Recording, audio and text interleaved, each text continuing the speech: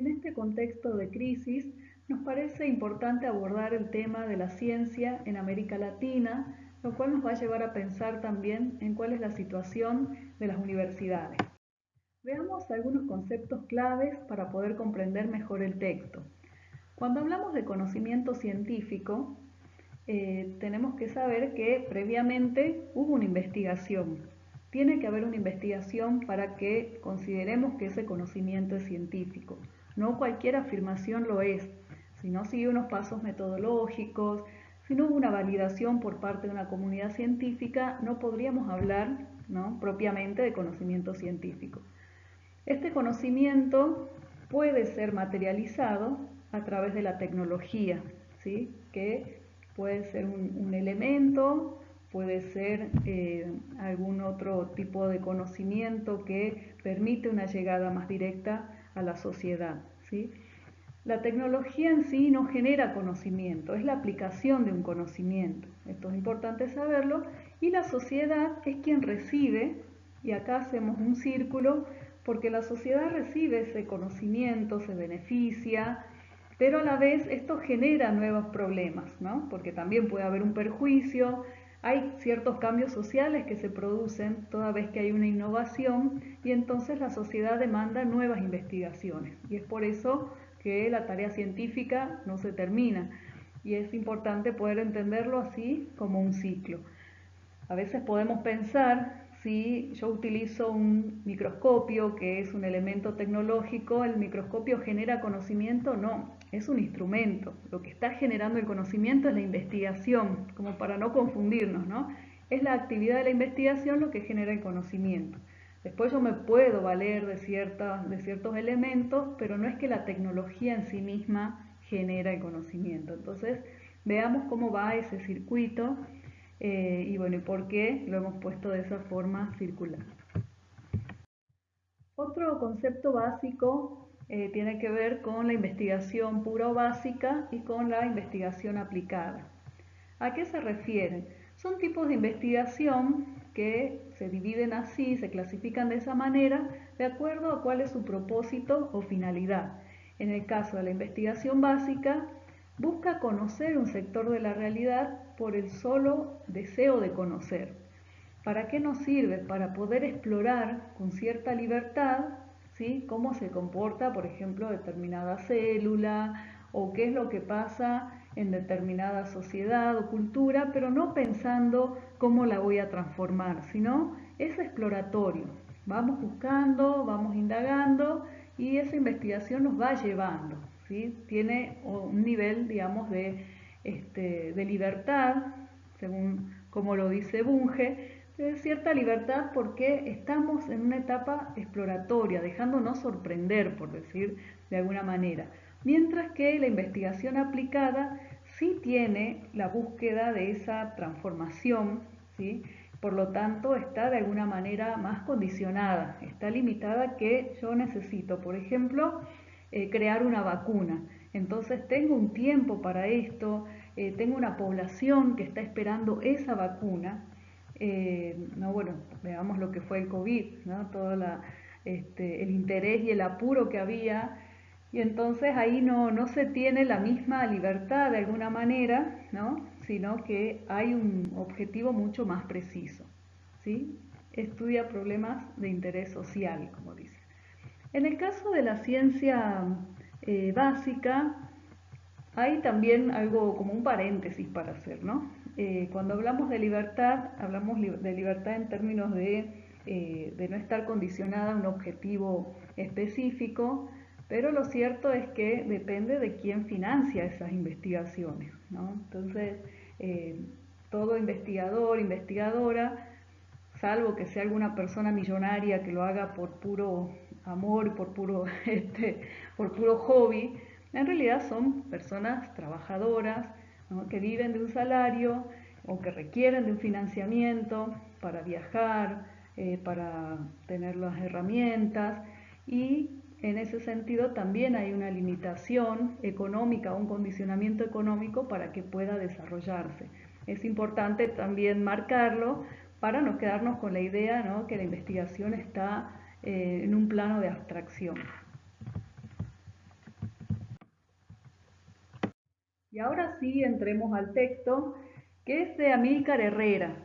Es un texto bastante viejo, es de la década del 80 y fue reeditado recientemente y creo que tiene que ver con la actualidad de las cuestiones que plantea. Y también preocupa ver que estos rasgos que había visto se mantengan todavía, ¿no?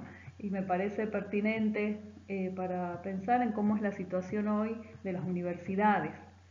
Entonces, hay ciertos conceptos que toma Herrera que luego fueron discutidos, entonces también quisiera hacer esta aclaración antes de entrar al texto. Es que él habla de los factores internos que afectan al desarrollo de lo que denomina países atrasados en el marco de sociedades de tipo capitalistas. Esta mirada de pensar que hay países atrasados o adelantados tiene que ver con una forma de pensar el desarrollo en términos lineales. ¿Vieron? Acá hay una flecha. Entonces se supone que en la punta de la flecha estarían los países más ricos y los países, según su nivel, digamos, de desarrollo, según ciertos indicadores, podrían estar en determinados puntos de esa recta. Y se supone que con un poco de esfuerzo y si nos apuramos estaríamos llegando hacia esa punta. Pero en realidad las situaciones no son tan sencillas porque se ha discutido mucho acerca de cómo ese factor de no desarrollo está íntimamente ligado a las necesidades de estos países centrales de tener países que provean de materia prima y no de tecnología, de países que tienen mano de obra barata, porque no tienen una buena regulación de las leyes, porque bueno, justamente en situaciones de pobreza y de mayor necesidad se puede tener salarios más bajos y entonces esa riqueza de los países centrales muchas veces se basa y se asienta en ese lugar de subdesarrollo, por decir, ¿no? Entonces no es simplemente una cuestión de voluntad el transitar esa línea, sino que depende de muchos otros factores. Sin embargo, bueno, acá Herrera lo que hace es analizar qué es lo que pasa interiormente en el país y también es interesante, haciendo esta salvedad, eh, poder, eh, poder tomar esta crítica, ¿no?, que él desarrolla. Entonces, bueno, ¿qué es lo que pasa a nivel mundial? Esto que decía, bueno, cómo hay un engranaje, ¿no? No es simplemente, bueno, no se pusieron las pilas determinados países, por eso no avanzaron, sino que hay ciertas condiciones o condicionantes que son muy fuertes para ese desarrollo.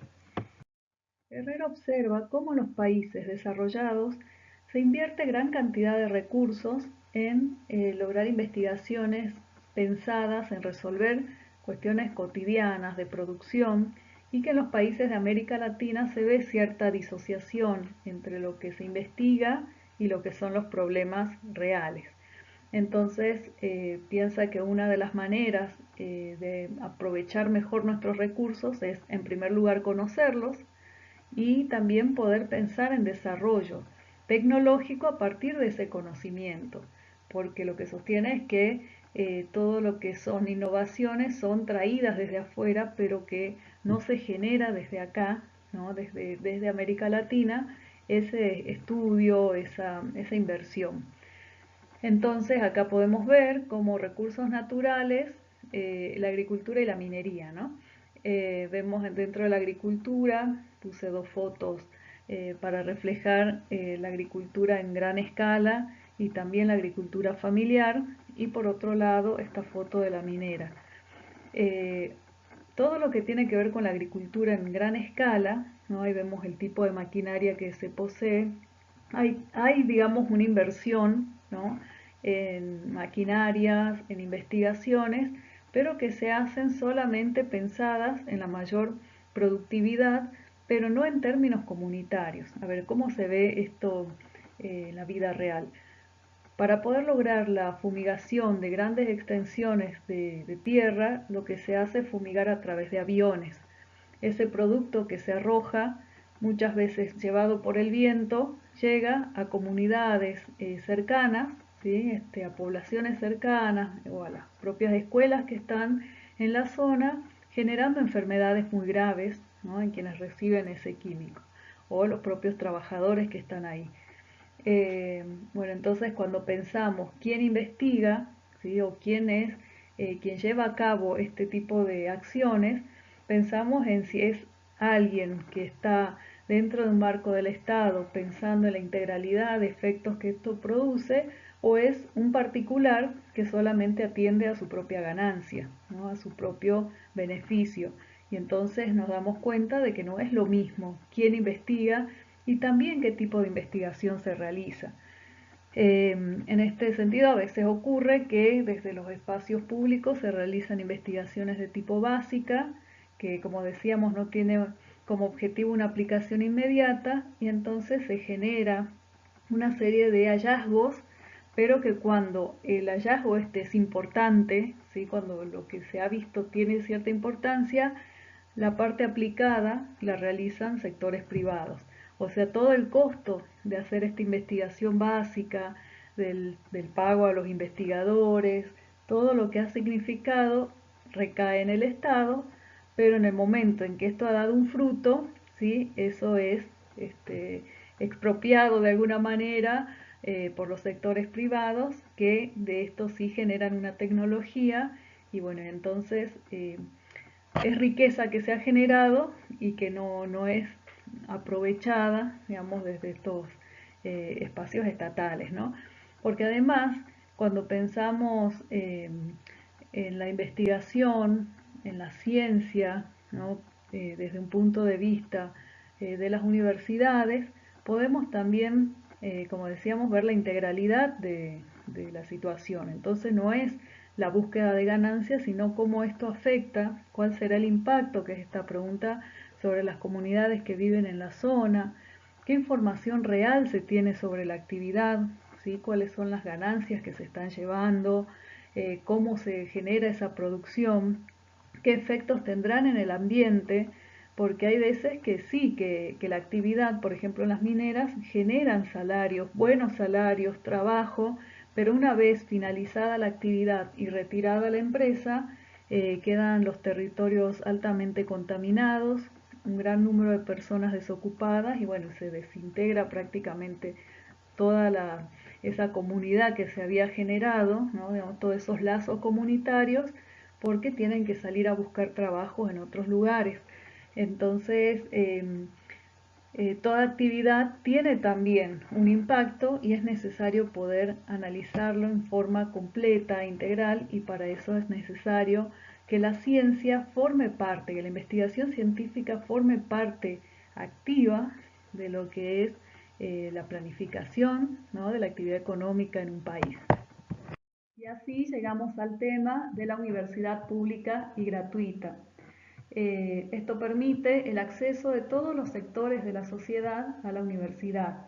Ahora vemos que hay muchos discursos sobre el arancelamiento, eh, digamos, sobre la cantidad de egresados que hay y si eso no es eficiente, pero no se contempla todo el esfuerzo que hacen justamente los y las estudiantes para permanecer, ¿no? en esta trayectoria académica y que arancelándola sería muchísimo más excluyente, porque no es solo el costo de las fotocopias, de la comida, de los viajes, sino que también tendrían que pagar un arancel.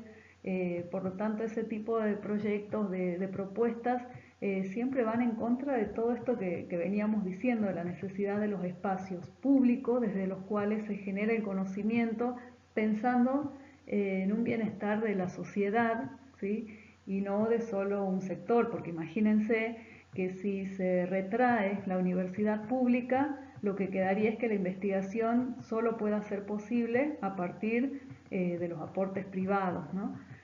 Y bueno, cuando hablamos de educación de calidad, hablamos también de la posibilidad de contar con los espacios adecuados, el acceso a la tecnología, pero también la cuestión salarial docente es importante porque nos permite acompañar las acciones de investigación, de extensión y poder tener un mayor tiempo dedicado a esa formación de estudiantes con un perfil de investigación, ¿no? Que requiere de mucho acompañamiento.